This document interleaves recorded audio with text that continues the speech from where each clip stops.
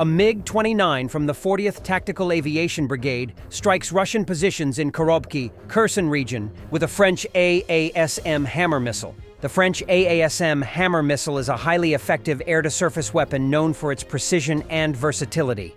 It boasts a 99% success rate in combat, demonstrating exceptional reliability. The Aasm can be equipped with various guidance systems, including INS GPS, infrared, and laser, allowing it to engage both stationary and moving targets with high accuracy. Its modular design supports different bomb sizes, enhancing its adaptability across various mission profiles. With a standoff range exceeding 70 kilometers when launched from high altitude, the Aasm enables aircraft to strike targets from a safe distance, reducing exposure to enemy defenses. Russians are likely sabotaging equipment to avoid crossing the Dnipro near Kherson, according to Ukrainian Atesh partisan movement. Partisans report that in Luzern, Russian occupiers complain about a sharp increase in equipment breakdowns arriving at repair bases, including boats and jet skis. Warthog Defense reported that Russians are allegedly gathering a large force to cross the Dnipro River and to gain foothold on Ukrainian side of the Kherson region. But probably Russian soldiers are seeing this plan as just another suicide strategy by their drunken commanders, so they are working against it. North Korea is sending soldiers to aid Russia, aiming to gain combat experience and prepare for a potential war.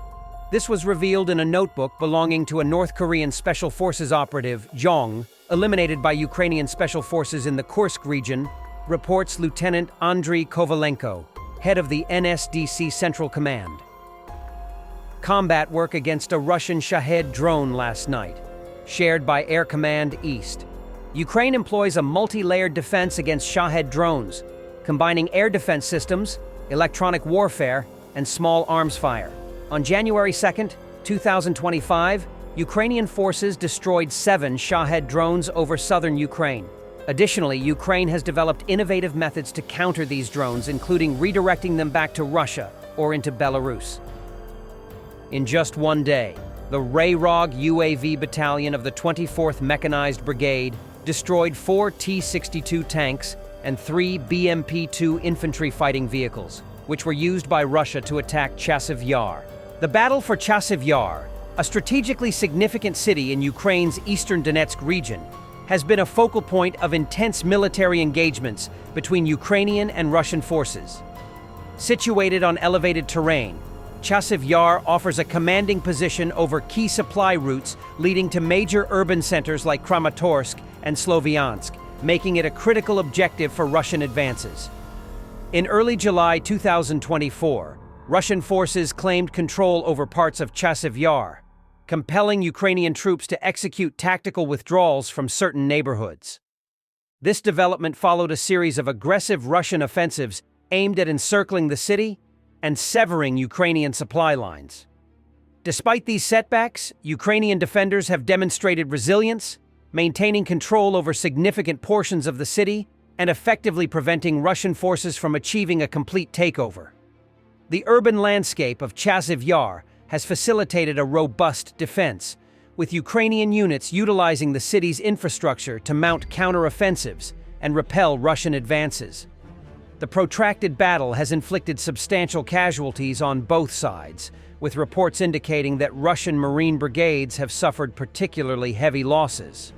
The high casualty rates have raised concerns about the sustainability of Russian offensive operations in the region. As of January 2025, the situation in Chasiv Yar remains dynamic, with Ukrainian forces continuing to fortify their positions and launch targeted counterattacks against Russian occupiers. The city's defense is emblematic of Ukraine's broader strategy to impede Russian advances in the Donetsk region, thereby safeguarding critical urban centers further west. The ongoing conflict in Chasiv Yar underscores the strategic importance of the city and the determination of Ukrainian forces to defend their territory against Russian aggression. The battle's outcome is poised to significantly influence the broader dynamics of the war in eastern Ukraine.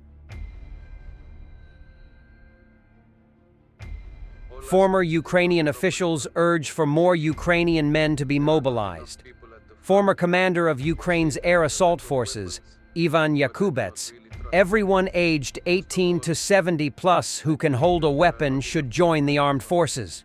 We must mobilize to form infantry units that will dig in and hold back the enemy. All aspects did not properly conduct mobilization. There are not enough people at the front.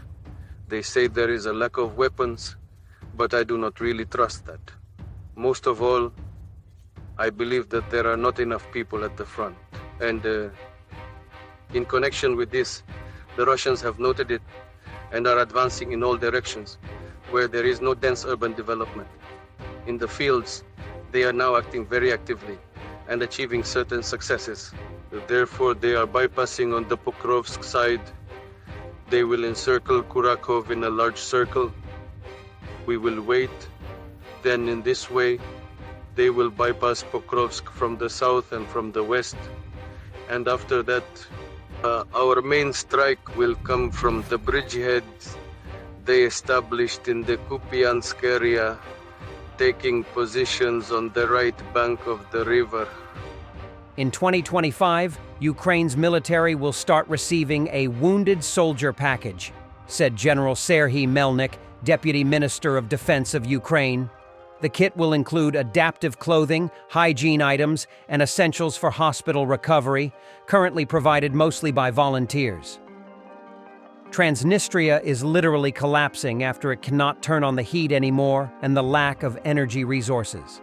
The pro-Russian Moldovan region of Transnistria has shut down all industrial enterprises due to a lack of energy resources, according to the government of the unrecognized republic. This comes after Ukraine halted Russian gas transits through its territory.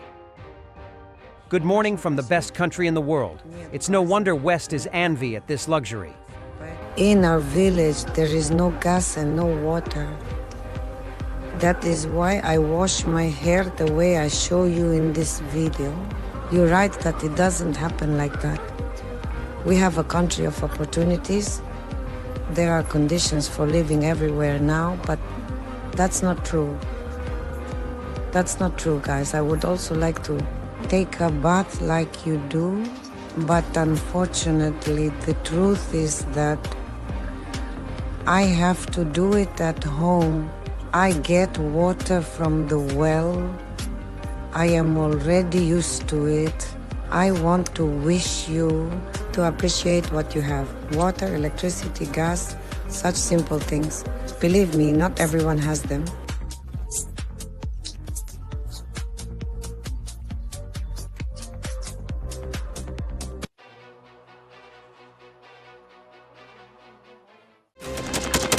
Thanks for watching, and don't forget to subscribe. Also, if you want to support Warthog Defense, please become our member and get early access to new videos, exclusive members-only videos, and become administrator in comment section. The membership link is in the description. Rescues every day. We had a guy last week at 6 rescues in 6 days. You know, he's doing the job every day.